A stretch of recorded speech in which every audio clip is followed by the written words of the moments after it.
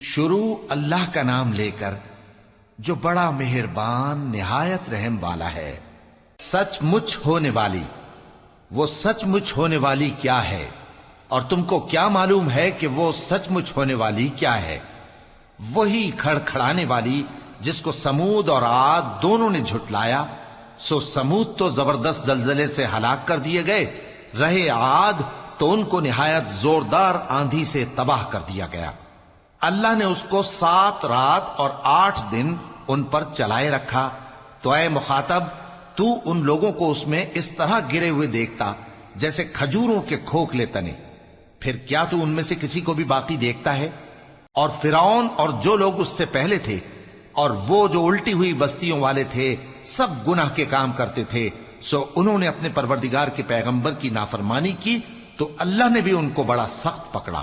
جب پانی طغیانی پر آیا تو ہم نے تم لوگوں کو کشتی میں سوار کر لیا تاکہ اس کو تمہارے لیے یادگار بنائیں اور یاد رکھنے والے کان اسے یاد رکھیں۔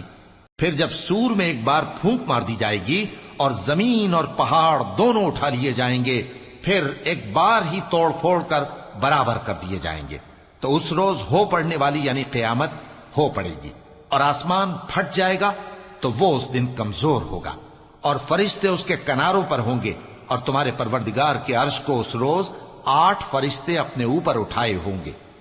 اس روز تم لوگ سب پیش کیے جاؤ گے اس طرح کہ تمہاری کوئی پوشیدہ بات چھپی نہ رہے گی۔ اب جس کا اعمال نامہ اس کے داہنے ہاتھ میں دیا جائے گا، وہ دوسروں سے کہے گا کہ لیجئے میرا نامہ اعمال پڑھیے، مجھے یقین تھا کہ مجھ کو میرا حساب کتاب ضرور ملے گا۔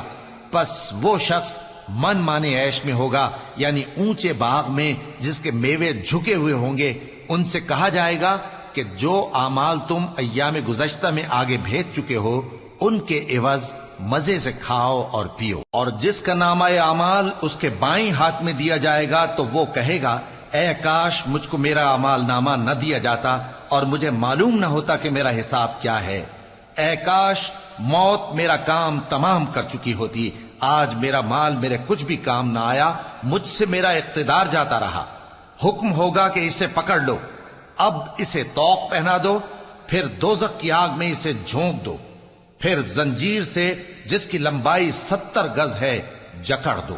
یہ نہ تو اللہ عظمت والے پر ایمان لاتا تھا اور نہ فقیر کے کھانا کھلانے کی ترغیب دیتا تھا، سو آج اس کا بھی یہاں کوئی دوست نہیں اور نہ اس کے لیے کوئی کھانا ہے سوائے زخموں کے دھون کے، جس کو گناہگاروں کے سوا کوئی نہیں کھائے گا۔ سو میں ان چیزوں کی قسم کھاتا ہوں جو تم کو نظر آتی ہیں اور ان کی جو تمہیں نظر نہیں آتی، کہ یہ قرآن ایک معزز فرشتے کا پہنچایا ہوا کلام ہے، اور یہ کسی شاعر کا کلام نہیں، مگر تم لوگ بہت ہی کم ایمان لاتے ہو، اور نہ کسی کاہن کا قول ہے، لیکن تم لوگ بہت ہی کم غور و فکر کرتے ہو۔ یہ رب العالمین کا اتارا ہوا ہے۔ اور اگر یہ پیغمبر ہماری نسبت کوئی بات جھوٹ بنا لاتے تو ہم ان کا داہنا ہاتھ پکڑ لیتے، پھر ان کی رگے گردن کاٹ ڈالتے، پھر تم میں سے کوئی ہمیں اس سے روکنے والا نہ ہوتا۔ اور یہ کتاب تو پرہیزگاروں کے لیے نصیحت ہے، اور ہم جانتے ہیں کہ تم میں سے بعض اس کو جھٹلانے والے ہیں۔ نیز یہ کافروں کے لیے موجب حسرت ہے، اور کچھ شک نہیں کہ یہ یقین کرنے کے لائق ہے۔ سو تم اپنے پروردگار عظیم کے نام کی تسبیح کرتے رہو۔